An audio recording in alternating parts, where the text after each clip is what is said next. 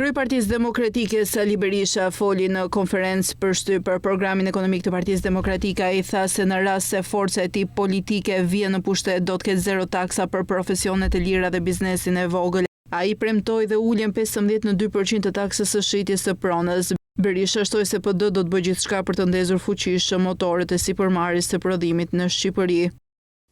Do të zbatohet tatimi 10% mbi të ardhurat nga puna, duke përjashtuar 50.000 lekë e para. Tatimi 10% mbi të ardhurat të tjera jo nga paga.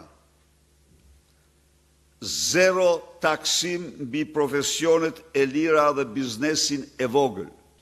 Tavani vjetor për tatim fitim, zero për biznesin e vogël, për tatim fitimin zero për biznesin e vogël do t'jetë 18 milion lekë, apo 500 euro në ditë.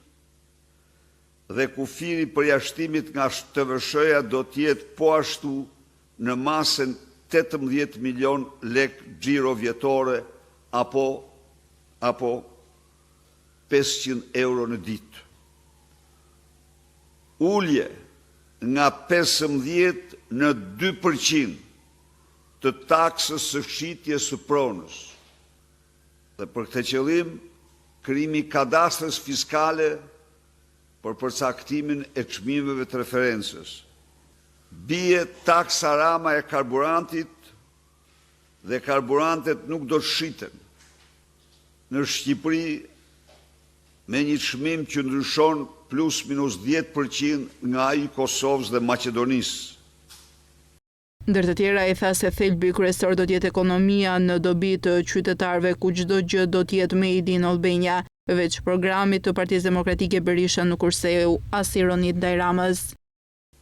Do afrohet defiskalizimi të gjitha kompanive të huaja që hapin të paktën 20 vende pune në sektorin e IT-s dhe do merren me inteligjencën artificiale për 3 vite të para. Banka e Zhvillimit, që do ngrihet për të mbështetur zhvillimin ekonomik, do të mbështesë fuqishëm startupet me preferencë të trive. Diaspora, çdo investitor që vjen nga diaspora në Shqipëri, 5 vitet e para nuk do ketë asnjë taks. Made in Albania do t'jetë shtylla e krenarisë kombëtare të shqiptarëve.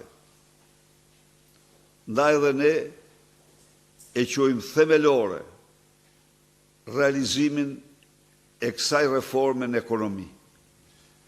Pra, me fjalë të tjera, ekonomia do t'jetë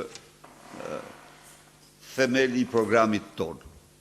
Gjithashtu Berisha deklaroi se një nga prioritetet e tij gjatë mandatit të ardhshëm do të jetë zgjidhja përfundimtare e çështjes së pronave.